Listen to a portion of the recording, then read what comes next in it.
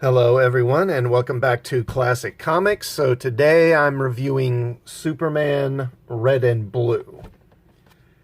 And, this one stung.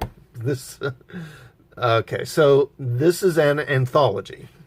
That is, there's about 5 short stories in here rather than it being one full-length story. This was an excruciating read. Absolute misery to read. This is the future of DC Comics, and comics in general, really, and the future is garbage. It's just pure leftist propaganda, wokeness, white guilt, you name it, it's all in here.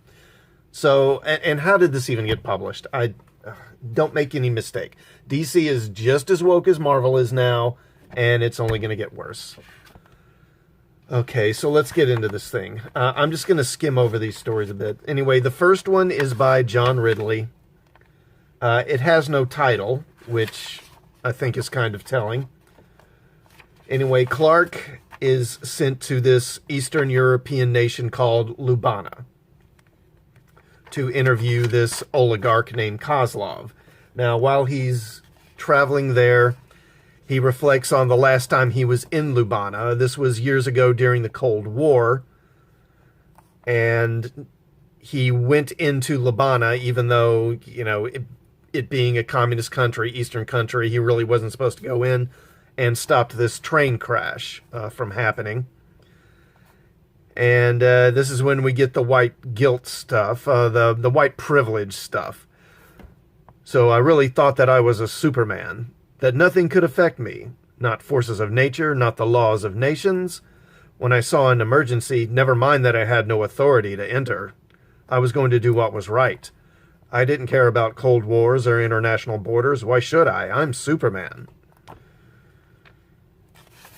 And so the government of Lubana at that time, which was, of course, they don't say it, but it would have been a communist government. Funny how that word seems curiously left out of all this.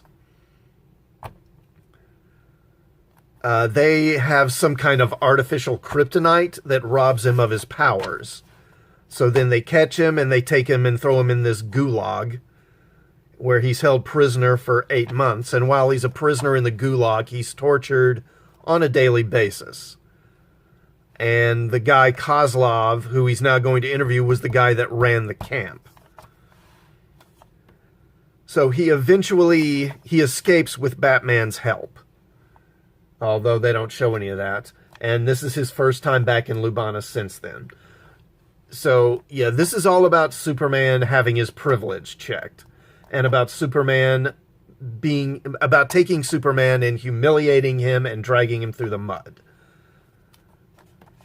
And now some people, I've seen some other people do videos on this comic and have suggested that Superman gets raped while he's in the prison. And I know you're not supposed to say rape on YouTube. The algorithm doesn't like it.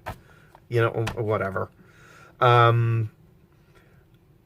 mean, personally, I don't... That's never really made clear. As it says here, every day they would drag me into the interview room. Every day they would restrain me in a way that left me exposed and vulnerable. And every day for 8 months they did things to me. They did things while I was forced to look at him. So there's nothing that says he was actually raped. I mean, you could infer that from what it says, but I mean, it's pretty vague. It's pretty up in the air. I mean, you could make an argument either way that yes, he was, or no, that didn't happen. Well, actually, you know what? I want to amend that. I want to amend that. Superman was raped in this comic, but it wasn't other characters that raped him. It was the people who made this comic who raped him, I would argue. Anyway, after he gets out, he goes and he meets with Kozlov and interviews him. And of course, and Superman fantasizes about killing him. But it turns out, you know, the real problem with Kozlov is that he's now a capitalist. So he's actually even worse, I guess, than he was before, apparently, because Ridley goes out of his way a couple of times to talk about capitalism and how it's bad, blah, blah, blah. But of course, there's never any mention of how when the guy was running this prison camp, it was communists running the country. That all suddenly, that strangely all gets left out. Communism and, and that socialism and all that conveniently gets left out of how the country was run before when he was torturing people in his prisons. That has nothing to do with communism, apparently. Anyway, so next story, we've got this guy. His mother recently died, and it turns out that when he was a kid, he and his mother were living in the ghetto. They were poor, and he discovered his mother was a drug addict, and he wrote a letter to Superman. Apparently, Superman has a P.O. box people can write to, and he gets lots of letters from people, fan letters and people asking for help and stuff like that. And he wrote a letter to Superman saying, I guess, please help. Superman really did anything. And years later, Superman shows up for the funeral. And to be fair, the guy, Melvin's his name, he doesn't blame Superman for what happened to his mother. I mean, not outright, at least. He does have this line, there's no superpower in the world that can change the flow of personal responsibility. I love my mother more than flowers, love the sun, but she made a lot of bad choices. That's actually a very moving and touching line. But then he turns right around and says, but part of me wonders what choices, or would those choices exist if you and your colleagues had destroyed the flow of narcotics into depressed and underserved communities? I.e., well, she made her own choices, so it's not her fault, but yeah, it's kind of your fault, really. And Superman asks, oh, what can I do to help? And he says, can you please bury my mother among the stars? So he takes her ashes to the moon, buries them there. So, yeah, I mean, just kind of more of this stuff. And the red and blue color scheme they're using, it's kind of puzzling because when you see this guy, I mean, when I first saw it, I thought he was Caucasian. But, in the flashbacks, he's obviously African-American and his skin is blue. So it's kind of confusing. It took me a minute to realize that this guy and then the kid were the same person. And the art isn't that great either. Superman's drawn as kind of a doofus. But anyway, so then we go to the third story, The Boy Who Saved Superman. And in this story, there's this guy, his name is Abdi, who's interviewing for a job at the Daily Planet. And Superman is thrilled because it turns out this kid is Superman's hero. Years earlier, when he was first starting out as Superman, there was this alien that attacked Metropolis, like a giant alien monster. And it zapped Superman and left him unconscious. And then this kid, Abdi, he finds Superman, and then he wants to drag him up to the roof to get him to the sun so that the sun can heal him or wake him up. He sees a couple of white people. He convinces them to help, and the city's being destroyed around them. So they start dragging him up the stairs. Then there's an explosion. The white people get scared, and they run away because, white people, am I right? So then this kid who's like, I don't know, he looks like he's 12 to 14, something like that. He picks Superman up and drags him up to the roof by himself. And he's trying to wake Superman up. Then part of the building collapses on them. And the kid, his hand is pinned underneath this rubble. And his hand gets crushed. And Superman wakes up and he wants to take Abdi to the hospital. But Abdi says, no, never mind me. Save the city. So he fights the alien and defeats it. Then afterwards he tries to find Abdi but can't.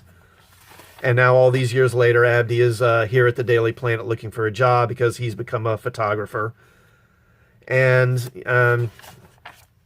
so basically another story where Superman is rendered helpless and then someone else has to save him. But this time it's not even Batman, it's a kid.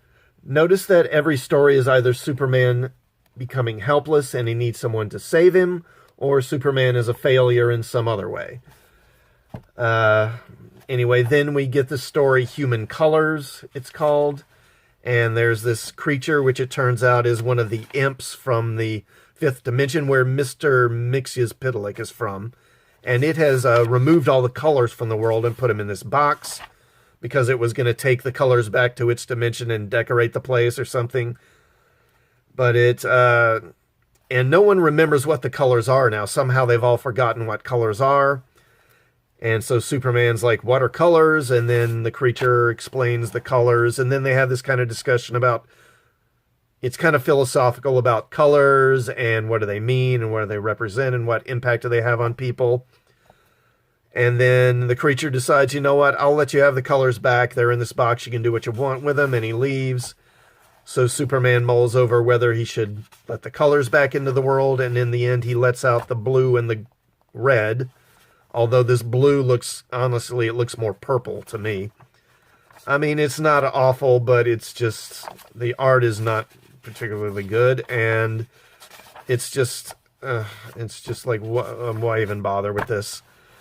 And then the final story, The School of Hard Knock Knock Jokes, by Marguerite Bennett and Jill Thompson. And this has Clark going to his first day of kindergarten.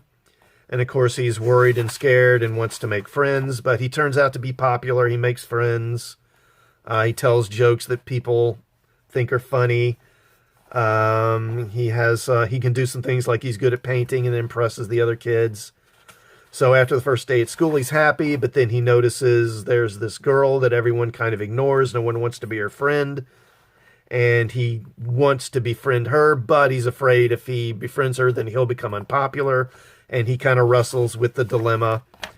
And, you know, I mean, in the end, it all turns out fine. He befriends her, and then the other kids befriend her too. And it's, you know, I mean, it's fine. It's kind of a sweet story, actually. And the art it's actually not bad. But, I mean, is this what you buy comics for? Basically, it's an after-school special in comic book form. And isn't it a little odd that they've got this story, which is clearly aimed at little kids, in the same issue that has, like, implied prison rape? So, God. This book is just total garbage. Don't buy it.